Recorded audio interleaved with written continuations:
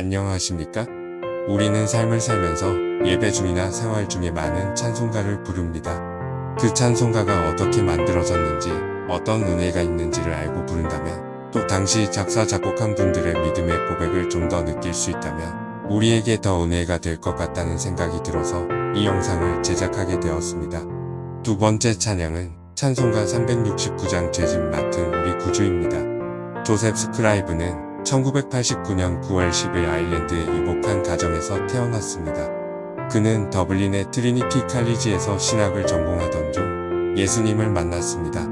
대학 졸업 후 교직에서 문학을 가르치던 중 자신의 마음을 빼앗은 여인을 만나 사랑에 빠지게 되었고 적극적인 구애 끝에 결혼을 약속하게 되었습니다.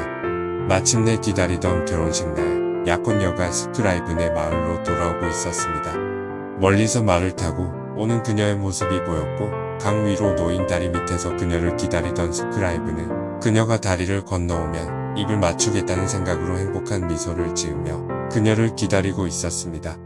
그러나 말이 다리 중간쯤 다다랐을 때 발을 헛디딘 말이 미끄러지게 되었고 고삐를 제대로 잡고 있지 않았던 그녀는 강 아래로 떨어지고 말았습니다.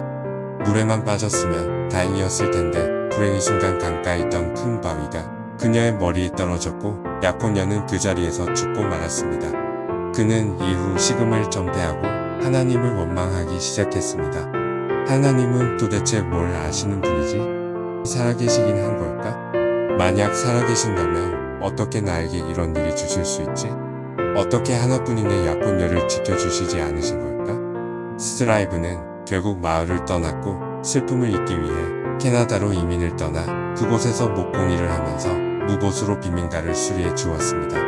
사실 그는 무엇인가에 미쳐야 그녀를 잊을 수 있다고 생각했습니다. 사람들은 그를 괴짜라고 수군거렸지만 성실한 그의 모습에 서서히 마음의 문을 열기 시작했습니다. 시간이 흘러 36이 된 스크라이브에게 첫사랑 못지않은 두 번째 사랑이 찾아왔습니다. 그녀의 이름은 캐사린 러체였습니다.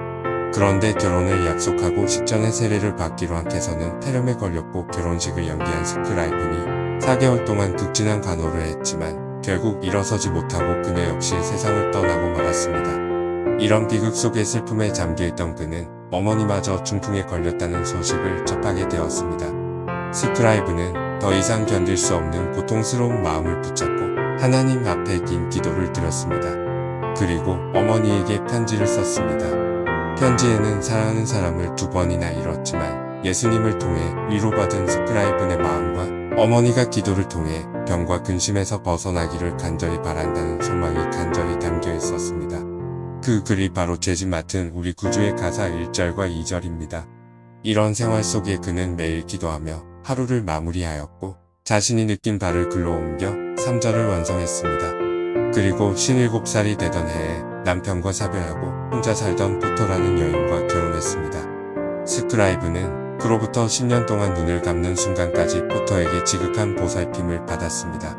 마치 평생 동안 받은 상처와 아픔 그리고 베풀었던 선행들에 대해 마치 하나님께 보상을 받은 것처럼 생각을 하게 되었습니다. 죄짐 맡은 우리 구주 찬양입니다.